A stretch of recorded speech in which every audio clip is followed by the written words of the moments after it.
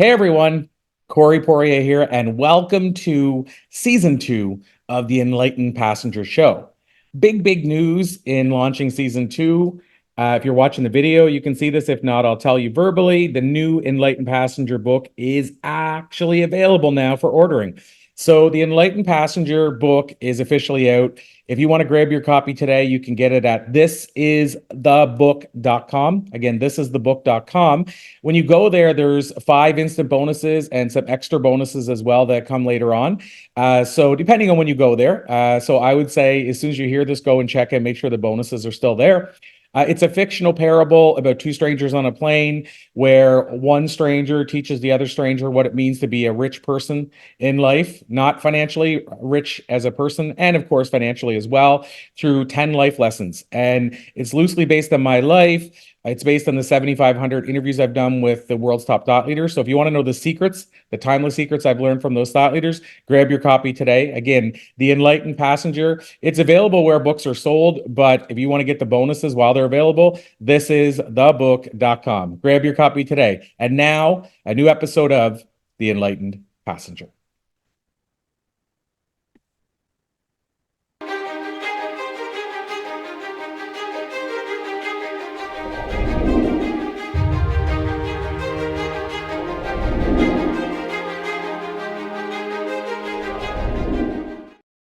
The idea behind the show is simply asking guests what they would tell a stranger on a plane if they were sitting next to them and the stranger asked them for advice. The scenery is passing very fast, but the seer is constant. The one who's seeing is the same. Let me appreciate you for asking a question that I haven't been asked after 2,500 or so interviews over the years. Is you have to drop the ego, which is everyone's greatest obstacle. 2008, Grant and I had been married for 4 years. I was pregnant with my first child. The economy was collapsing, and we were on the verge of losing everything financially. So hello, everybody. As most of you know, I just got here. So we're ready to kind of jump right in. I'm kind of just getting into the mix. Did I miss anything in New York the last 2 days? I kind of heard that I have.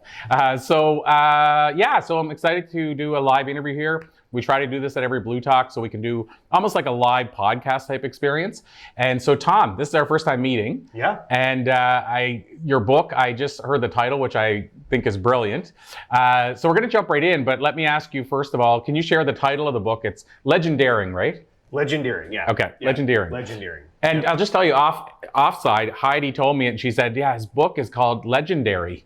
That she said it right. I heard legendary, and I'm like, so it is legendary, or it's called legendary, but it's legendeering. So right. Where did that name come from? That's where I want to jump in. Yeah, so it's a made-up word, obviously, right? Legendeering is a made-up word. But I feel good about that, because so are a lot of things that we use kind of colloquially in speech, right? So like Velcro's a made-up word, Google's a made-up word, right? Kleenex is a made-up word. So I feel like I'm in good company. But really it came from this idea that ultimately storytelling is a very deliberate process, right? And the book Legendeering is all about this video strategy that I've created that's specifically designed to help businesses communicate more effectively with the communities that they seek to serve. So it's about engineering story, right?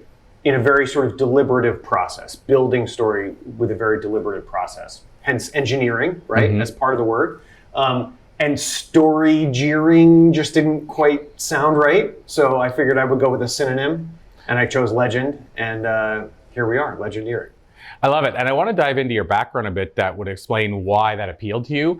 I will say the made up word thing kind of struck me for a sec, because I used to say speakerpreneurship and authorpreneurship for years and launched programs that I named that. And now I'm seeing those 2 terms often. I'd never seen them before until like maybe a year ago. And now I don't think they took it from me. I think somebody else came up with it. But it's fascinating because this is like 10 years ago I was using those terms. But it is, I mean, to me, it made sense, right? Speakerpreneurship. We're entrepreneurs as speakers, and the same with authors. It's just some people write a book to get it to the masses. Some people write it to build a business out of it. So I love the idea of making up words. And I just drove here and I made up word. Uber, I'm pretty sure is a made up word. Lyft, with a Y is definitely a made-up word. So I think there's a lot of made-up word companies that are being very innovative and kind of making a big difference in the world as well. So what in your background made you want to even go down that path of like the storytelling side, tying it all together? Like there must be something in your path that connects to that. Yeah, absolutely. I mean, my backstory is that coming out of college in 2001, I sort of accidentally ended up with an entry-level job in the television industry as a production assistant, right? So I was getting cups of coffee, I was carrying heavy cases of gear around, things like that.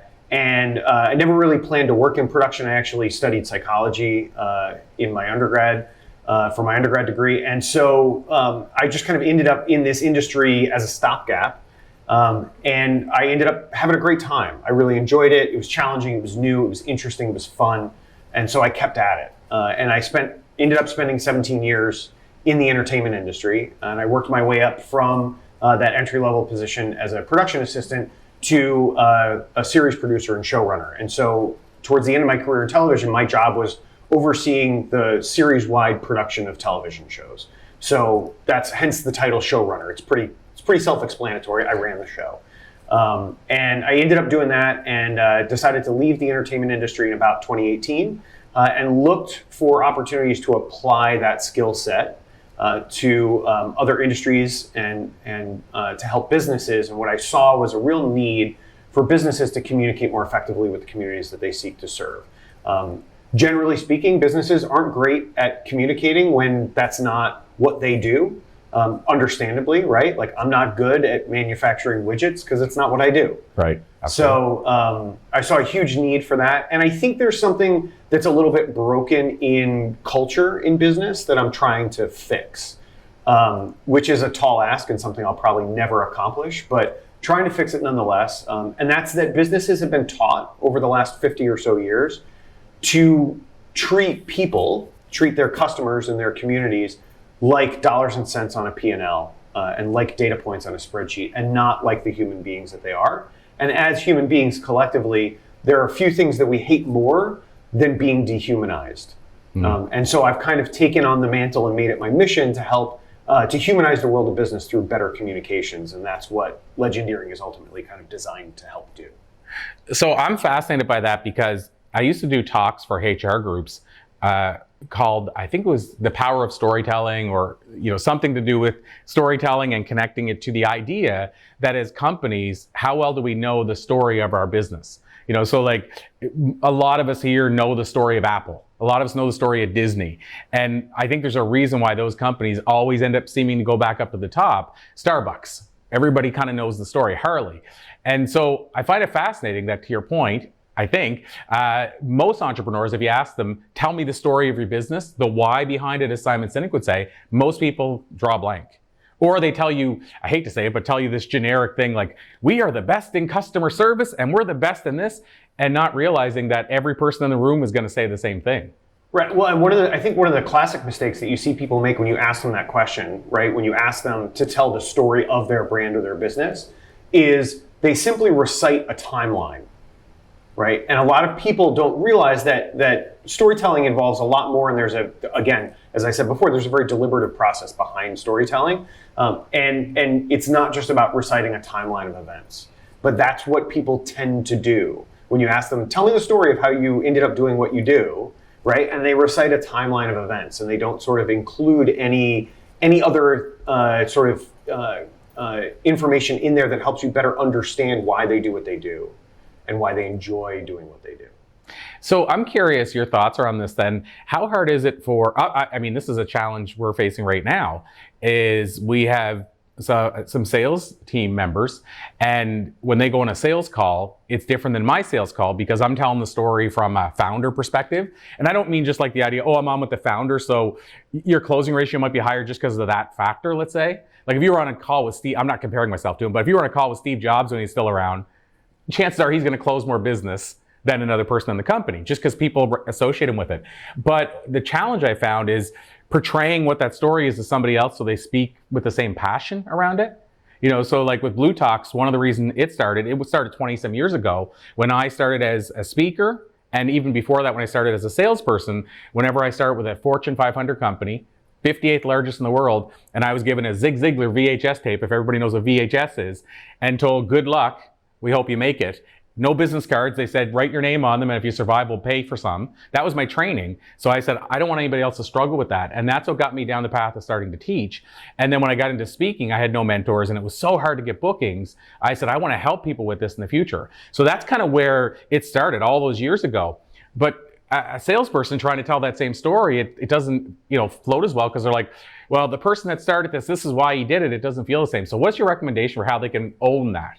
Yeah, so I would say it makes me think of this idea, and this is something I talk about a lot, is that you have to understand and appreciate that no one's ever going to love your baby as much as you love your baby, right? No one's going to ever love Blue Talks as much as you love Blue Talks, because you started. Heidi's close. Well, maybe Heidi's close. Maybe Heidi's a close second, but right. But no one's ever going to love your baby the way you love your baby, right? And so what I think you have to look for is what makes that individual passionate about what they're doing, right? So it's not so much, it doesn't have to be specifically about Blue Talks, but it could be that they're incredibly passionate about the results that they see people achieve through being a part of Blue Talks, right? I gotcha. And so that's what they embrace and what they use as the sort of foundation for the story that they tell, right? Whereas you use the founding as your foundation, right? They might use a result that they saw that really touched them or impressed them or made them want to work with you. Yeah, I mean, that's such a great point, because, and I can say her name, I think, but Masha is one of our Blue Talks people who started, she actually met us through our boot camp, and she, like a year before that, she was living in her car. She signed up for the boot camp. She ended up signing up for one of our packages without telling us how much of a challenge it was going to be to do it. She ended up staying with the commitment. And the point is that she went from, a lot of people saw it in real time. She went from, like I say, living in her car not long before, to she got to meet Ken Honda, if you guys know who he is, and got his phone number. And he said she could stay at his place in Japan when she went. She also got to meet the Dalai Lama. She got to go to India, and somebody paid for the trip. Like, I can go down the list. She's working on was working on a project with like $50 million and 1,800 homes they're building. All this stuff happened in like 4 months. So she now is on sales calls, and she said it was because of that moment that she stepped up at the boot camp, and then the stuff we gave her to support that. So my point is, her on a sales call, to what you're saying, she can tell that story, and people go, ooh, I can relate to that. So, and then we had a couple of salespeople that have never done anything with Blue Talks, and they were struggling because they didn't have a story or know the story. So I think, is that what you're saying too? Like, her story, she can share that perspective, and then that becomes its own unique story. Yeah, absolutely. Absolutely. That's 100% what I was getting at, was that ultimately what matters is in the storytelling or how you present, what matters is what you're passionate about. And it's why you see kind of universally, when someone's passionate about what they're doing and believes in what they're doing, they find success at it, right? And conversely, when you're not passionate about what you're doing and you don't really care, you never excel at it. So I would say find what attracts you, what makes you passionate about what you're doing, and tell that story. Tell the story of why you are passionate, why you care. And other people will be able to empathize with that, because they don't care about Blue Talks the way you care about Blue Talks, but they might have something else in their life that they feel similarly about, or that they see parallels with your story and things in their life, and they'll be able to empathize and relate to the story you're telling as a person.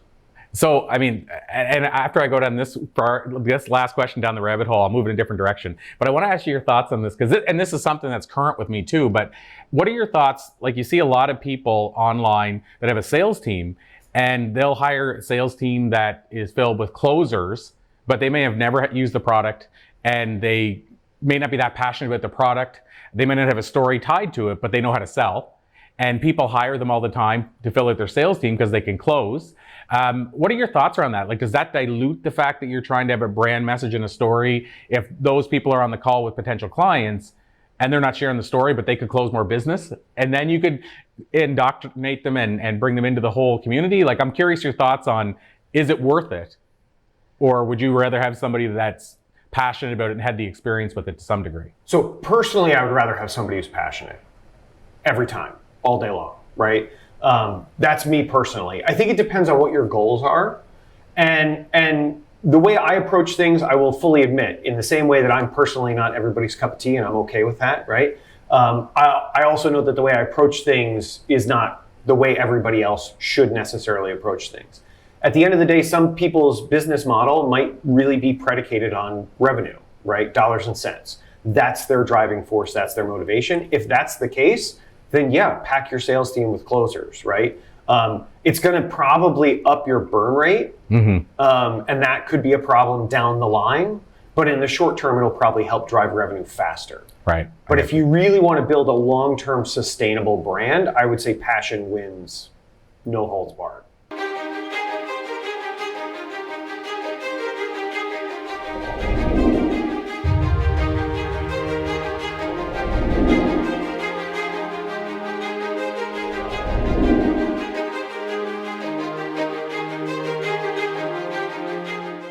Well, there you have it.